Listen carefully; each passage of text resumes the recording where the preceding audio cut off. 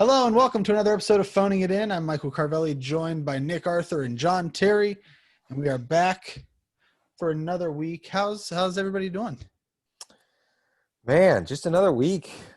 It's good. I'm in a different room this time. I'm in my bedroom. There you go. You've been kicked out of wherever you were doing it before? Yeah, I mean, so far though, I've done it in the office, I've done it in the closet, I've done it in the living room, and now in the bedroom. Done it being the podcast, of course. Yeah, we had a fight between Marlo and Hudson. I can't remember if the last time we recorded if they had drawn blood on each other. They were beefing, yeah. So this was not, but Hudson trapped Marlo in the corner, and it was a moment. Thought there was going to be a major fight. Thankfully, my boy got out of it and ran away, and I rescued him. Is this the standard dog wants to play, cat wants nothing to do with dog situation? 100%. I think what it was is, so when it first happened, when the dog first arrived, Marlo was scared of the dog. Now Marlo's like really curious about the dog, but because Marlo was scared of the dog is now scared of Marlo. So they they're just beefing again. They're leaving tomorrow, the dog is, and to go back to Atlanta. And my sister's going to go home, actually, because she's basically been quarantining here for 2 weeks, or a week, but then she was quarantining before she came here as well. So CDC just announced today also quarantining, if you've tested positive, or what's the situation, you need to quarantine for what, 10 days? 10 days now. Yeah. New rule. And if you test negative after being around someone with COVID and you test negative, you only have to quarantine for 7 days. Oh, wow. So that jumps it down from the 14-day previous recommendation. We're being very careful just because we'd rather not, potentially kill my parents who are old. So, but anyway, so they're leaving. So Marlo will finally have his home back tomorrow, and we won't have to we've been locking each of them up and trying to stay away from each other. So like speaking of the devil, Hudson gets locked up during dinner. Marlo gets locked up when after dinner. It's a thing. So I'm pumped to not have to deal with this shit anymore. Yeah. As we record this, we are at the 1st of December, and I just want to point out that I sound like a broken record. Everyone feels this way, but man, this is just crazy that we are almost at the 1 year mark of being in this quarantine situation. Seems like we were just, maybe 6 months ago canceling the March trip. But here we are 3 months from another March somehow. That's also not going to happen. But happy December to all. Happy fourth quarter. And Carvelli notified me a little bit ago that Spotify has released their 2020 recap, or they call it Wrapped. Where they give you your top songs from the year, your top genres. They give you a little cool analytic breakdown of the types of music you've listened to. Oh, that's cool. Yeah. And we've had a few listeners send us screenshots showing that Phoning It In was appearing on their top podcast list for the year. Hey, look at that. That's always cool. Thank you to those that sent that over. Love to see that. But yeah, just I think it's surreal that we're already at December. Really is. Yeah. It's depressing, honestly. It's really fucking depressing.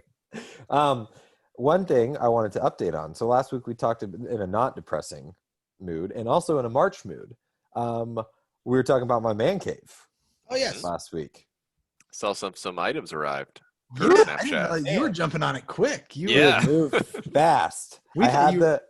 During the show, it was this is gonna be a months-long process. We were planning out the strategy of the tone when you approach Mariel and how to handle all this. And the next thing I know, I get a snap and there's items already there. Yeah. Oh geez. So I exited the closet after the recording last week.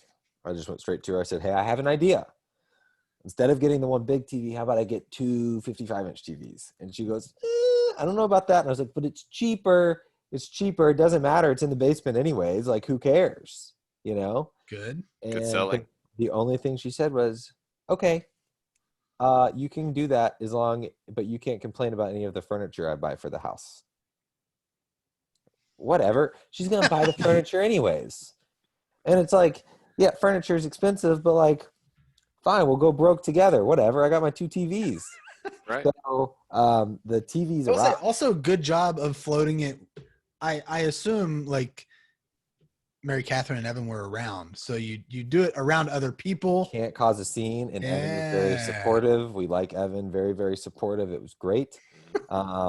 Yeah, I've got 2 TVs too. I mean, it's great. Mary Catherine let me get them, even though we don't live together. You know who was mad though is I told Michael that this was happening in front of Jenny, and the look on Michael's face, it was one of the coolest things ever. He was so sad because Jenny was so like, jealous. No, not happening, and I was like, so anyways, the TVs arrived though, and they arrived on Sunday as Evan and I were watching football. And Mariel was upstairs doing homework, and they came, and I was like, man, how badass would this be if she didn't know they were coming, and they're just 2 55-inch TVs sitting in the living room when she walked downstairs. So it's very exciting. The mounts arrive on Thursday, so I think I'm going out of town this weekend for a week for work. But when I come back, I think that's when I'm going to do everything. I think I've picked out the paint colors. I might paint before I put up the TVs. I might also relocate some wall outlets so like the plugs go straight into the like are behind the mount. Just a facilities guy. It's amazing. Yeah. I couldn't imagine. Amazing to even consider doing that. Yeah. I would like everything that I do when it comes to like putting anything in a room is like, okay, where does this kind of have to go because of the way that everything is set up? I might not do the wall outlets yet. I might wait on that if I have like some other, because there's a lot of like little bucket lights in the ceiling, so I might have to have an electrician come to like move some lights around. So I might wait on the plugs, but yeah, it's happening. And the only downside, guys, is I don't have like a couch or anything for that space yet. And our couch that we ordered Black Friday sale is not arriving until February. So for the next 2 months, I'll probably be working off like some lawn furniture, but I figure I can put some blankets on there. It'll be great. Yeah. Mm-hmm. So very exciting. Just stand there and watch your TVs, man. TV, it's going to be, I'm just, man. You have a cable line down there? You got to run like a Roku, streaming device? So they have built-in Amazon Fire Sticks. So they'll both have an Amazon Fire Stick in them. But one of the TVs will be my Xbox. So I can run I'll be able to run YouTube TV off both of them or the ESPN app or whatever. And one of them will have the Xbox on it. So it's such a nice thing about like setting up a TV or like a room like this, like in 2020 versus even like 5-10 years ago, just not having to be reliant on like, okay, where can I run my cable? Like I have to get a cable splitter that goes to like multiple things. So the only thing I'll just use the apps. There's like 87 different apps you can use now to watch that TV. Right. And I just need to figure out the hardwired internet connection, but I'll figure that out. So the internet's good down there anyways. But yeah, just wanted to provide an update because we talked about it basically the entire episode last week. So thank you for the help. Perhaps one day you all experience this with me, but it's very exciting. Maybe we need to talk about the conversation with Mariel about getting the bar and the keg and the tap, and that way But by the time the episode's over, you already have it ordered and it will be there before the next week. I already started talking about that, and she basically said, "Hey, you got 2 TVs. Like, be quiet. We'll talk about the rest later. Like, we have other things we need to do in this house." So. Give it I was gonna say, give it a couple, like a month. Give it a month. Give it a few days. The other thing though that my sister brought up with her, she brought up all of my Legos, guys. Yes. And so I played Legos all week, like at night, of course, not when I was supposed to be working. Of course, yeah, definitely. So much fun. Holy crap! Soccer's watching. Yeah, exactly. So much fun. So I now have the bedroom in the basement off of the man cave has Legos everywhere. So I have a Lego room too. Nice. An amazing week. I've been about halfway done. I had they're not Legos. It's like some cheaper like knockoff version of Lego. Duplock probably. Something like, I don't know. Yeah. But they do like a bunch of different like stadiums that you can get or mascots of schools or arenas, stuff like that. And so I did a WVU one, like a Milan Puskar Stadium at the beginning of all of this. And then a few months back, I bought a WVU mascot one and then a Madison Square Garden. And I've had the Mountaineer one like half done for like a month. And it's just been sitting on my table here by my desk, just not touched. So we've got, it's getting there. I can actually show it to, so it's like halfway done and it's been like Yeah, look at that. That's cool. forever. Legos are fun, man. I'll get around to them. That might be you might have inspired me just now to actually finish it. There we go. Just full of inspiration. Speaking of assemblies, I can't help but notice behind you sits a lovely Christmas tree. It is. And I love the placement, but above the TV, between the movie posters. Mm-hmm. To me, guys, this holidays, obviously not to bring in any, religion into this podcast, but Christmas has always been a soft spot for me. I mean, it's just the time of year, the snow, the sports going on, football, getting off school. Christmas was just always the best. So I always look forward to putting up my decorations, and it looks like Michael has started a little bit with his tree at least, and we did the same on Sunday. So I kind of routine for us, tradition is I put up the tree Thanksgiving weekend, and then it comes down New Year's.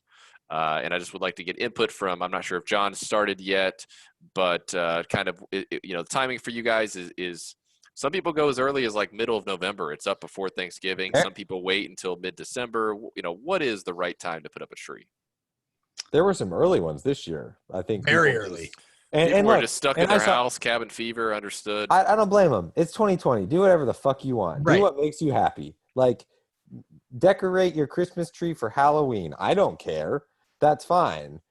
We typically do Thanksgiving as well. We would always actually go cut down our tree as a family on the day, like the Friday after Thanksgiving or the Saturday after Thanksgiving. Whenever the dogs weren't playing. Ours would typically come down on around my birthday. My mom always wanted to leave it up for like our birthday party that we had at our house when we were little, which is on the 8th. But yeah, we did our tree as well. We bought a new tree because we have a bigger, we do fake trees. I hate fake trees. I hate them so much, but cats are very allergic to pine needles. And Marlo had an allergic reaction a few years back. So we do the fake tree. Much easier for what it's worth. It's already. They really are. It's lit, and you don't have to worry about it catching on fire and stuff. Right. So my family has always done the fake trees because I believe my mom is allergic to pine needles and stuff. Oh, interesting. She'll watch this and correct me if that's not the case. But I know we've always had it because somebody was allergic. I have a question really quickly. It is so much Does easier. your mom get mad when I cuss a lot? No, she loves it. Okay, cool. I I didn't want to offend her. No, she's fine with it. Okay. But no, I so we've always had the fake tree, and I guess I get the idea, like how nice it probably is, like as a family to go and get a real tree. Not. But it's like, it's much easier to just go out to wherever you have it in storage and just bring it in, put it together real quick. There are a couple things with the real tree that are just not ideal.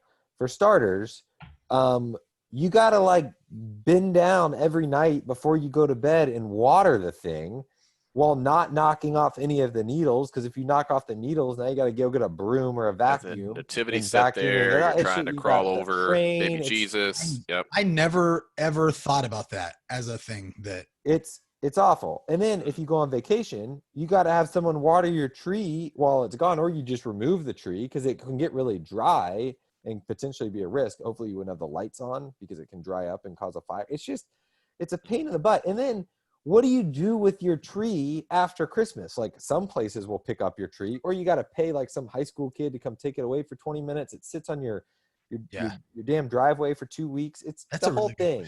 It's just, not to mention, they're not cheap.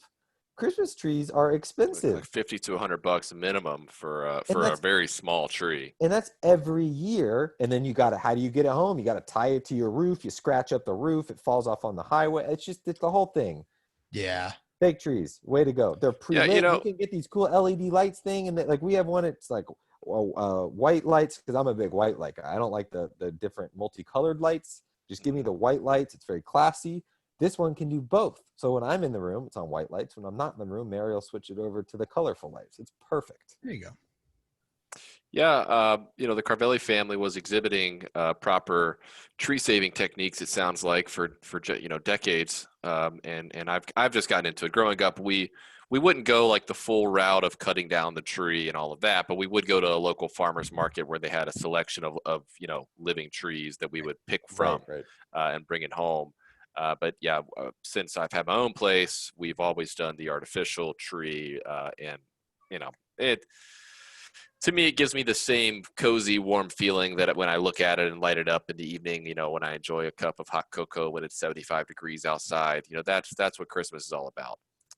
But sounds like we're all kind of on the same page with timing. I was just curious if you guys had any objections to a Thanksgiving setup, a New Year's breakdown. It sounds like that's not the case. That's about it. Yeah, that's pretty much. Go ahead, John.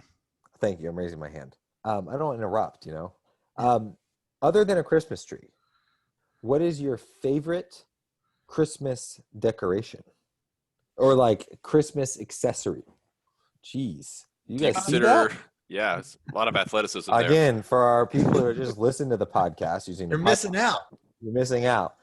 My man Marlo just did some crazy acrobatics on the screen, didn't you, buddy? Good job. And you can see that on the Phoning It In podcast YouTube page. That's right. For those listening. We just needed enough people to subscribe so that we can just make it YouTube like .com/phoning it in or something, like instead of just the random URL that we have right now. Yep. What's your favorite accessory? Okay. I can give you an example if you want, No, I know what you mean by Christmas decorations. I get it. Okay. I'm going to tell you the extent of my decorations, and it's going to pretty much review. I don't really have one. I've got the tree. I've got ornaments. I've got a tree skirt. Eventually, I'll have some sort of presents under the tree. I have a Christmas tablecloth that we put on the kitchen table. And I've got a Santa hat that we put on top of the tree. I have a scarf that I put on King. So these are all accessories. You have to pick one. And I have a little like half Santa thing where it looks like his legs are coming out of the fireplace, but it's just legs. I like those. That's all I've got. So I don't really have a favorite of that. That's a lot. But like, what is John looking for now? Growing up, I think he's looking for you to say like ornaments or something. No. Ornaments are part of the tree. Hold on. I'm talking like maybe a wreath on the door. You don't have to have it. I'm just saying like in general. So like growing up, we had a little. It hung from the wall. My mom would always put it in the basement, and it had like a daily countdown to Christmas. And you would take one of like the little, I can't remember if they were stockings or candy canes, but they had like a number on them. So it'd be like December 1st, it would say 25, December 2nd, it would say 24. And you would take one off and you drop in this little pin and you would know how many days it was till Christmas. So that was probably my favorite decoration growing up. That's very cool. Because as a kid, you just care about the countdown to Christmas. Like that's right. That's the key. So I will let you have a look behind the curtain a bit. This tree here, it's like the only thing that I have that's Christmassy right now. It's classy. And I'll tell you, the only reason I have it, so my mom, that is the top of like an artificial tree. Okay. My mom took the top of it and put a bunch of WVU crap all over it and put a little thing on it that you can use to like hang it up on the wall. Oh, nice. That's creative. And she dropped it off to me the other day and said, you need to put this in your office. And I want it in your office so that I can see it in the background of the podcast when I watch so that I know you did it. So that's why it's where it is. Because I'm weird about like, okay, first off, I live by myself. And it's odd. I don't know. It feels weird to just have it when you're by yourself. I don't know. No, not at all. Also, I do most of my Christmas stuff because I still live close to my parents. Whenever we do anything Christmas related, I just leave here and I drive there. Like when we open presents or, when we go to grandparents and stuff like that, I'll just meet them at the house where they have their tree and everything up. There's something about having a tree and decorations in your own place. First Christmas in Seattle, I thought that exact same way. And then my second Christmas, I bought like a little miniature tree. It brought me so much joy. And I thought it was going to be the dumbest thing. I didn't have any ornaments or anything. I just had like some lights. Yeah. And that was if I had to pick a favorite thing, and it's something that, this has stuff on it and that it's cool. It's WVU themed. It's nice. But I I love ornaments that have like some kind of different meaning to it. Like I love when when I would go to my parents' house and their tree has like the random ornaments that like my sister and I did growing up. Yeah. Or like stuff that we got from people as like gifts for Christmas that had like a certain like memory on it or something like that. Like that's neat. I like that. Yeah. Now's your time to kind of create your own, maybe that's whenever, those family members bug you and say, hey, Mike, what do you want for Christmas this year? Maybe you start the tradition and say, you know what, I want to start a collection of ornaments that have meaning to me. I'd love for you to pick something out, a Christmas ornament, and I'll start hanging it on my tree. I mean, it sounds super cheesy, but I'm being honest. Yeah. But I don't know. I think for me now, like why all of a sudden, well, I've said I always have loved Christmas, but like why all of a sudden I've really loved putting up decorations is because I tell you guys all the time, I miss having seasons. I don't have them here. There's no like reminder of where we're at in the year. There's no changing of leaves. There's no cold weather. It's 74 and sunny in the summer, and it's 71 and sunny in the winter. I mean, that's it. So the tree is a perfect reminder to me of just seasons, and I miss that. So, but there's just something about, whether it's that, for me it was that long Thanksgiving weekend off work, or when we get closer to Christmas and it's that Friday night when you're off work and you've got your favorite beer in the fridge and you made something great to eat and you're ready to watch that holiday movie on the TV, and you look over and you've got that tree and the decorations set up, and it just brings everything together. That's what it's all about. Yeah. The Mariel did which was a nice touch. She had like a Christmas candle. It's like a pine scent. And you can smell it a little bit, and it's like, the fresh Christmas tree. I'm going to Amazon when we're done recording. It was legit. It like made when she was putting it up on Friday pretty cool. My big thing, I love, and we don't have one. We used to have a train that went around our tree when I was little. Ooh. Okay. And it was like an electric train, but it had like the steam that came out of it and stuff. And like, I used to love playing with that damn train. Like every holiday season it came out, and Michael and I would build like a train station with like cardboard and wood, and like we'd load ornaments up into it. So when we were decorating our tree, it was usually in a corner. So one of us would go back into the corner and we'd send the ornaments around in the train. It was so stupid, but I just had very vivid memories. The other thing that I like doing, and I think I mentioned this on a pod a couple years ago, but a couple of years ago, I started a tradition that every year I give Mariel a little like Christmas, like the Christmassy sets, like they're like ceramic and they're like a little house, and it's like a Christmas village almost. Yeah. So I get one little item every year, and I think like it'll be cool in like 10 or 15 years, we'll have like a bunch of like little ceramic Christmas villagey things to like put on a mantle or something like that. So I love that too. We had a friend. We always went over to their house on Christmas Eve, and they had the coolest fucking Christmas village. And I always used to love to like look at it and play with it and whatever. So not that I should have been playing with like these ceramic pieces, but I did. And they had like the cotton and stuff like around it, so it looked like snow, and it was. So that's gonna be it's gonna be your house one day. There you go. We had and I'm still gonna be playing with it. Growing up, my mom had a like ceramic nativity scene that she would always put up, and it would always sit up on a mantle in our like room in the basement, I remember. And I would always play like very dumb games in the basement, and one of them basically involved like me just like playing baseball in the house in our basement. And we know where this is going. Oh no, I can't remember whose head I knocked off. Somebody fell. Mary or Joseph? And the head fell off. And I remember not knowing what to do. And so I think I just like set it back up where it was. Just hoping that maybe it wouldn't get noticed. What happened? It did. Oh. I mean, it got noticed and I got in trouble. They were very disappointed.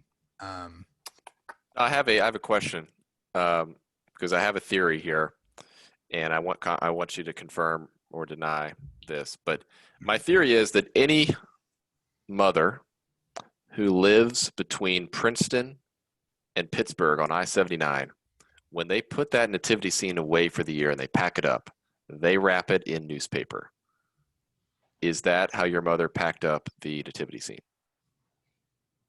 Not bubble wrap, but newspaper. It definitely wasn't bubble wrap. My mom would always use the comic section of the newspaper, and like it sounds right. I would say yes. It's been a while, so we can get confirmation from your mother at some point. Yeah, I'm sure tomorrow I'll get a text that's like newspaper. And tell John to stop cussing. Is that the worst thing that you ever did that you tried to cover up?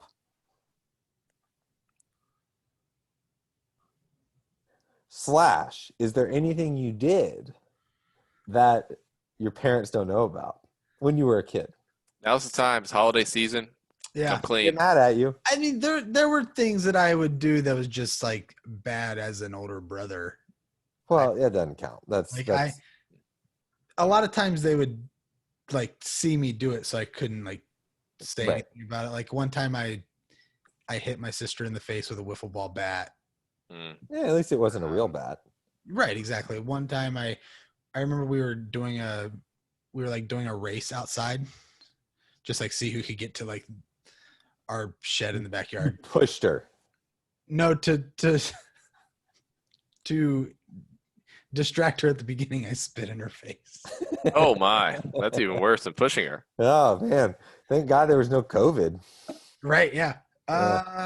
Those are probably the two worst things. But like I said, they like saw those. There was no like real covering it up. I guess I could have tried to say it was an accident. I probably did, but like, right. Yeah. It wasn't. What about you, Nick?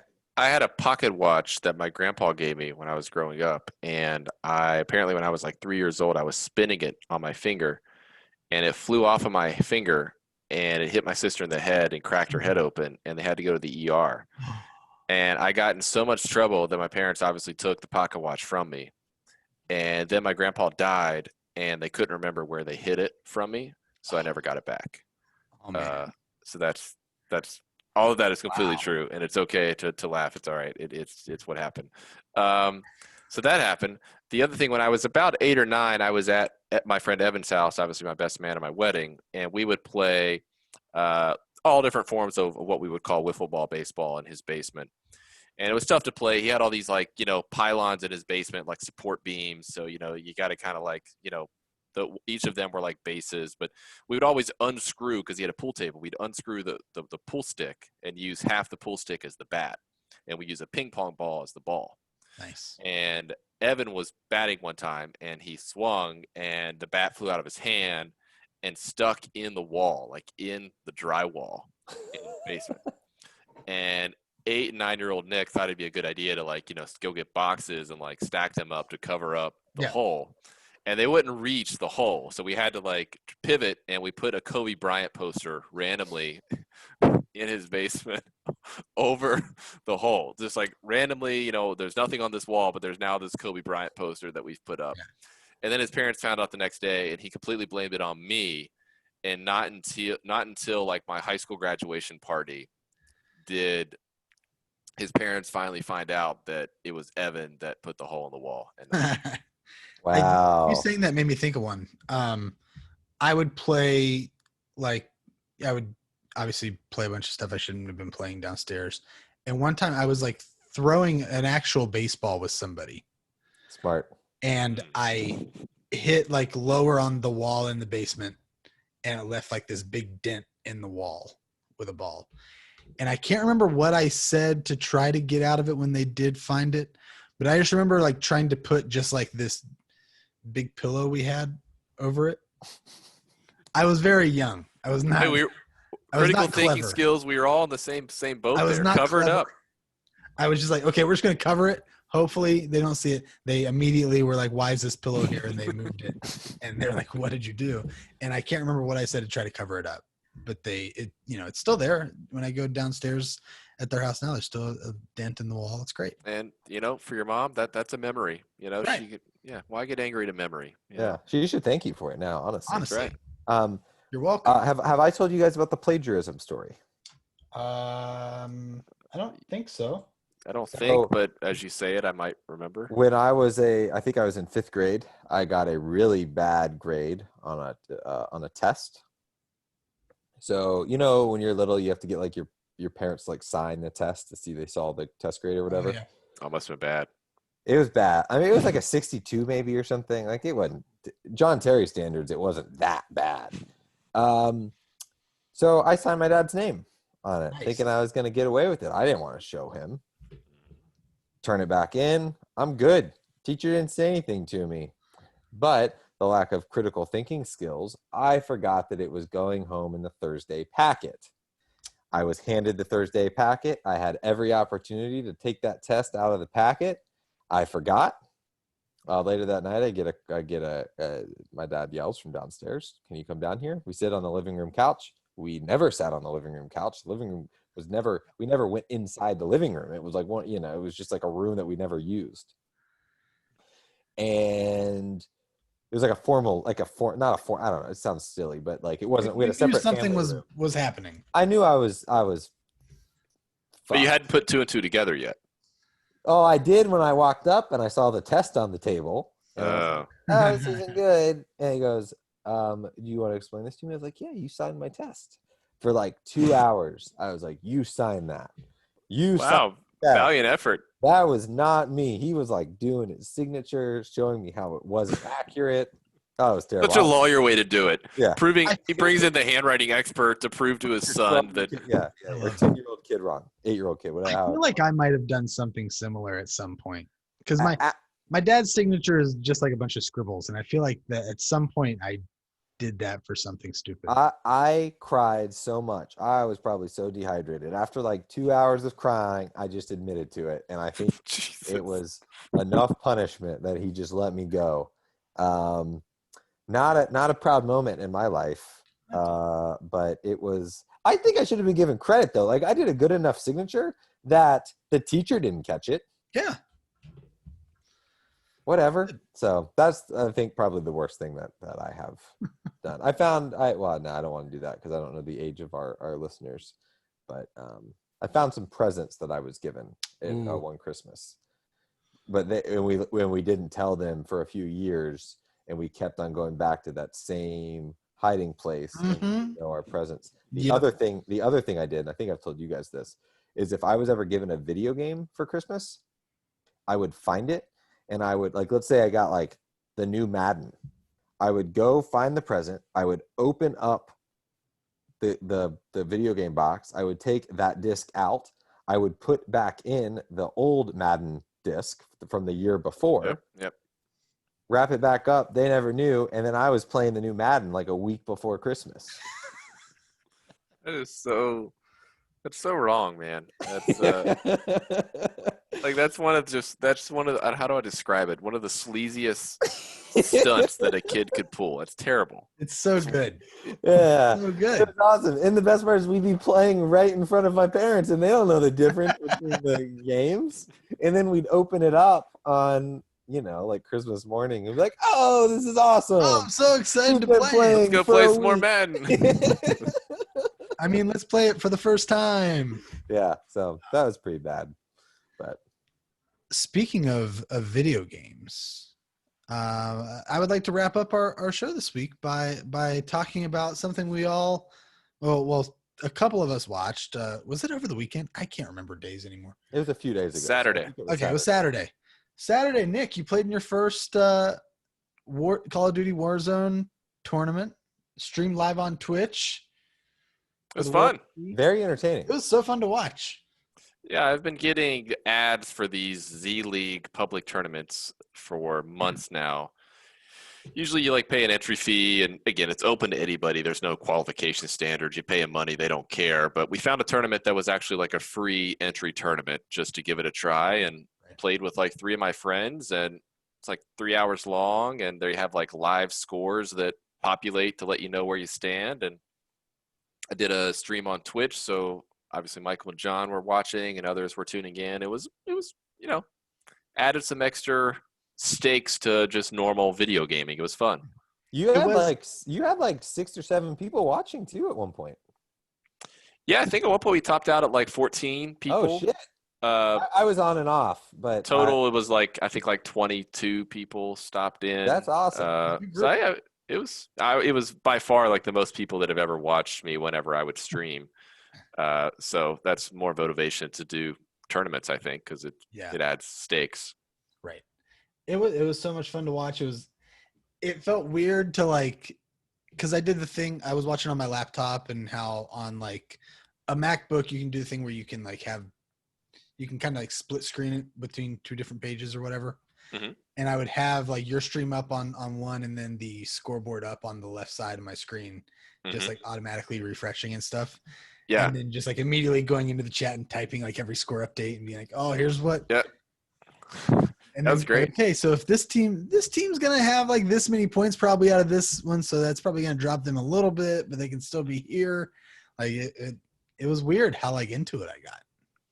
Yeah, there were 10 teams in our division, and the top 3 won prizes, like basically credits towards future tournaments.